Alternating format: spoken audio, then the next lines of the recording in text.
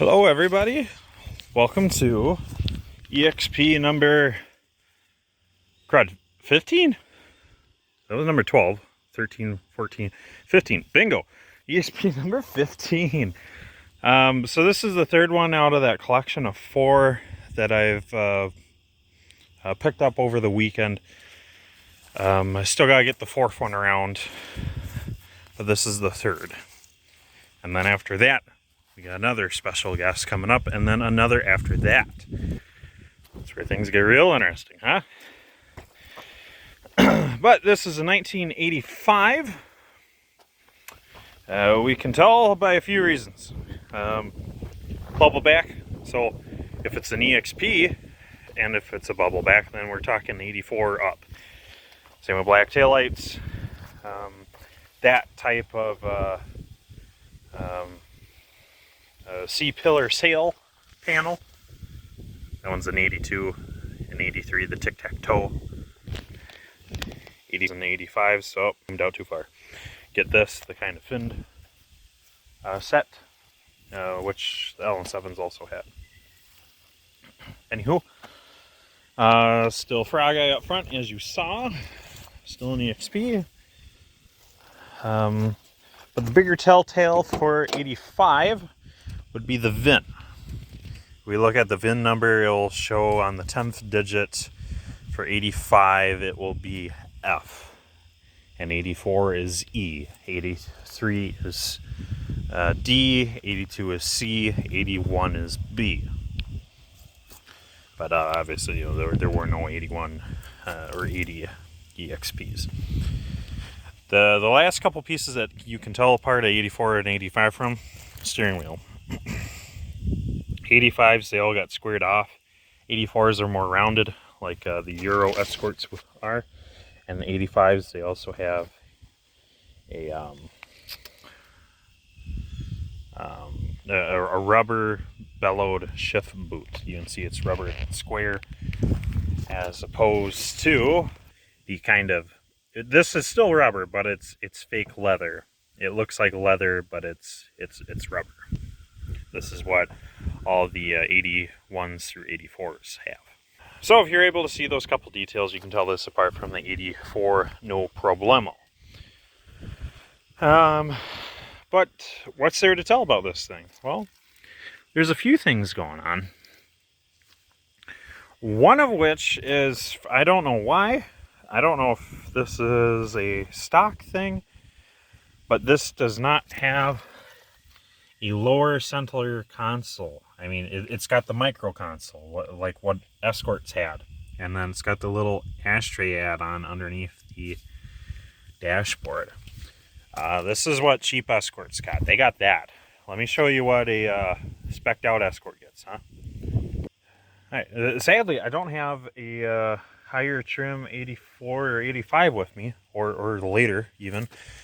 But the early ones, 81 to 83s, they have the square dash. They also have a matching square center console. But that's only if, as far as Escorts go, only if there's a high enough trim. All EXPs came like this until they changed the dashboard for 84. Come 84, dashboard gets round. Which changed some of the ducting, relocated speakers to the doors, and it changed the center console. I'm sorry I don't have one with me, guys.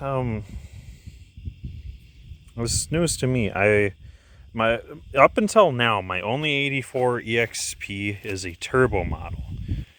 So, and it's sadly right now at a different property. It'll someday live amongst the rest. But in the meantime, this one is the only 85 I have, period. That maroon one over there, that's the only 84 I have besides the turbo. And the turbo actually has a full center console here. So this is interesting. This is uncharted territory for me specifically. And I know the turbos pretty well, but they have a full center console, unlike this. This is the mini console.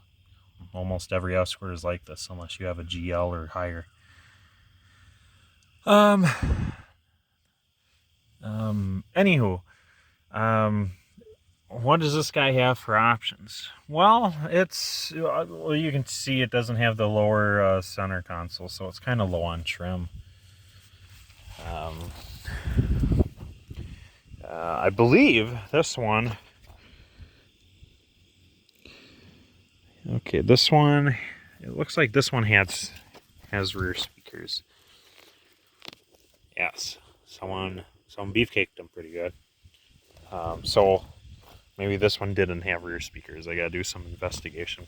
But so far, all my EXPs have had rear speakers. So far, none of them have been mono. Well, keep in mind, most of my cars are 81s through 83s with the square dashboard. With the square dashboard, you get a speaker right in the center if you have mono. Right by the clock that's on the dash. But when they change the dashboard, like I said, they move the speakers to the doors. So I'm pretty sure every EXP will have indoor speakers from 84 up. What I don't know is how many had speakers in the rear. And what I'd really like to know is if any had radio delete. As far as Escorts go, radio delete was a fairly common thing. If you had El Cheapity Cheap Cheap, you'd probably have radio delete. There'd be a blinking panel, a decorative blinking panel where the head unit goes. And then wherever your speakers could have gone, they've been left with blank panels. In the case of the Escort, let's walk on over. In the case of the Escort, these would typically be your speaker panels, but they've been replaced with coin trays. So this car only has mono speakers, I believe. If we look in the back, it'd be speaker grills if this car had it, but it does not. Mono, but it does have a clock though. That's kind of big for an Escort, but that's the grill for the clock, or for the mono speaker under the clock. If you have the clock, you have the speaker grill. If you don't have the clock, you still have the grill. The big thing is if you have more than mono, if you have some sort of stereo setup, these will be grilled for speakers, like these. See? Speaker grills. Yeah! So that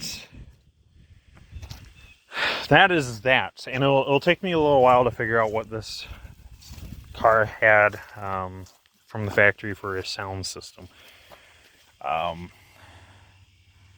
I don't even want to know what's going on with that. I'm just going to hope and pray it's been disabled. It's got the same decal on the other side. We don't need anti-theft. As far as other options go, there's not very many. Good gracious, this car doesn't even have rear defrost.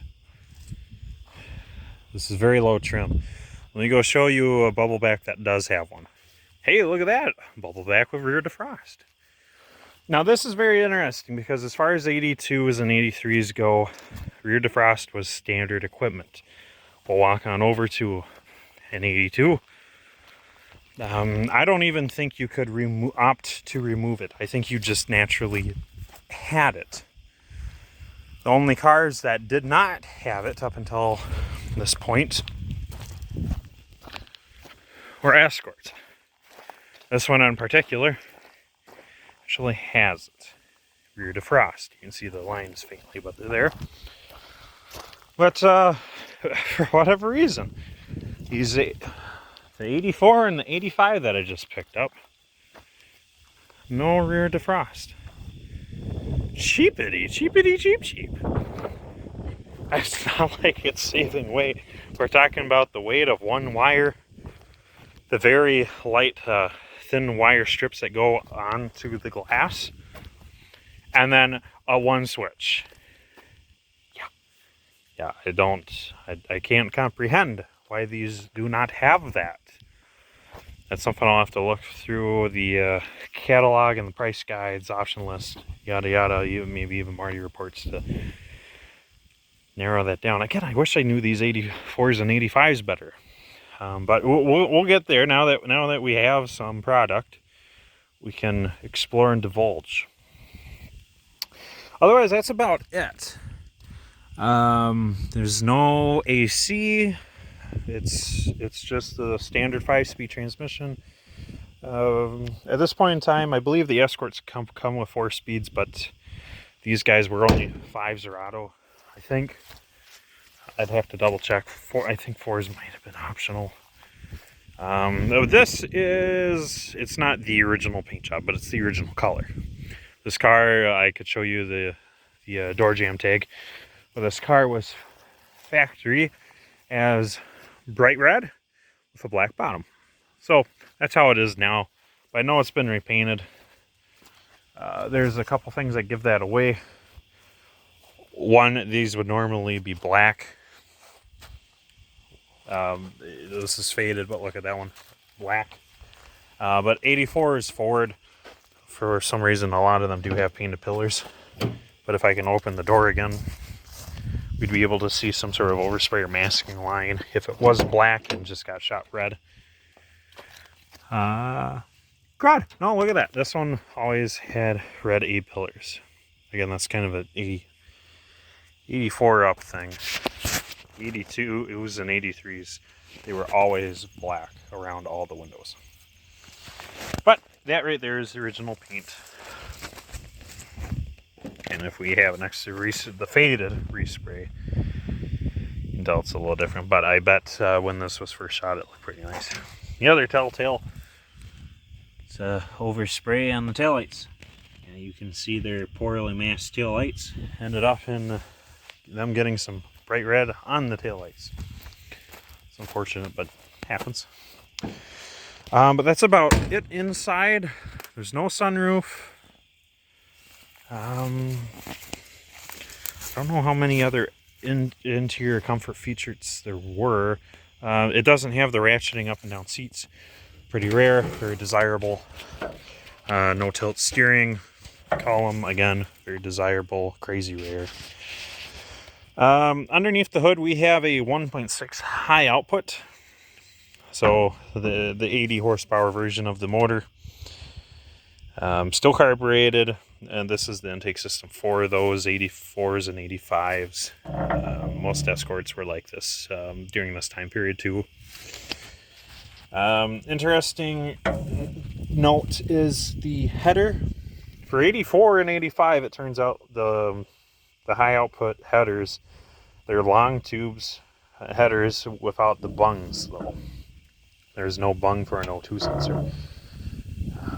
So these are essentially what the 1.9 EFI high output engine headers were, you know, the ones from 86 to 90. Same exact thing, but those happen to have a bung. These do not. There's also some sort of difference between them that allows the ones for the 1.9s to clear the 1.9's aluminum oil pan, which is a little larger. Well, these kind of just wrap around to the side of the steel ones. But I mention all this because 83s, they have a joint right down towards the bottom, just in front of the engine. So that we call those short tube headers.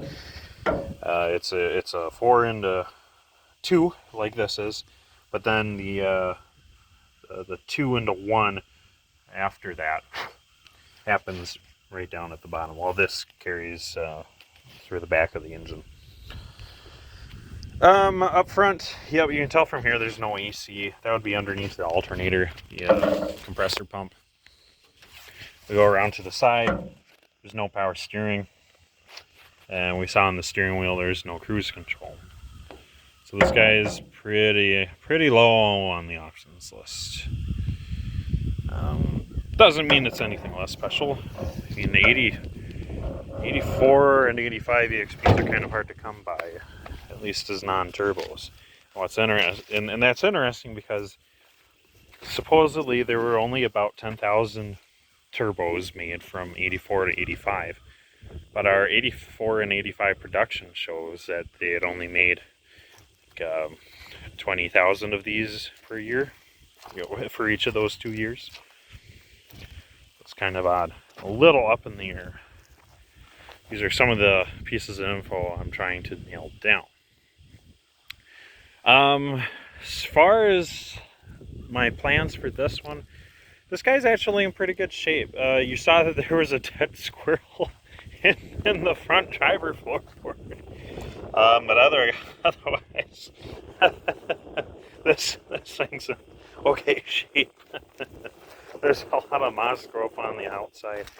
And of course, like, I don't know why, but every EXP I've ever gotten, except for that silver 83 with the hockey stripe, that's the only one so far that hasn't needed a repaint. All the other ones have been needing it bad. They're all like crazy faded like this. But that's how it goes. Remember, I'm the curator, so all the ones that sit around, they come to me. But so far, kind of the only rust I've been seeing is this right here. And that's awfully peculiar. That's more indicative of a sunroof car. I'll show you why here. There, see?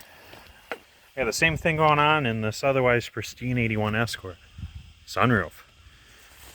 Well, I believe the deal is that there are drains for the sunroof. They come down and they go back this pillar and then fill up that wheel well. That's the only explanation I can come up with for this guy, because it's because if it wasn't for that itty bitty hole and then a little bit of surface rust from where someone careless had kind of backed into this thing, it's pristine underneath. Absolutely perfect. I kid you not. There's not even any surface rust down there. I can't find squat. So this one will get painted up and restored someday real soon. I'll be driving that over the next couple coming weeks. Other rust is this front fender. That seemed to die out the same way. But so far I haven't seen any immediate holes in the floor. We take a peeky underneath you. It's pretty bad, but I've seen worse. Oh crud. Hey, okay, that's carpet right there. Where underneath the seat, that right here, that's all carpet. So floor pans in this guy are gone. Well, you're witnessing my live inspection of this. I haven't, I got these odd time of day, not much photos seen before. I just got called up and said, hey, we have EXPs, you need to come and get them. So we made that happen. We went out, we get them. It was kind of sight unseen. I got a couple photos just to make sure that these guys were in some sort of condition to be moved, as in they don't have stuff dangling from them. I had to evaluate how many tires were flat before I go and pick all these up. And then from there we just went out and we grabbed them. And then we bought them back, and they fought going on in the trailer. They fought even more going off. So after that, we parked them. I haven't been able to check them out yet fully. One of my trailers was a rental, so I had to return that ASAP. And the other one was needed for other duties, the one we own.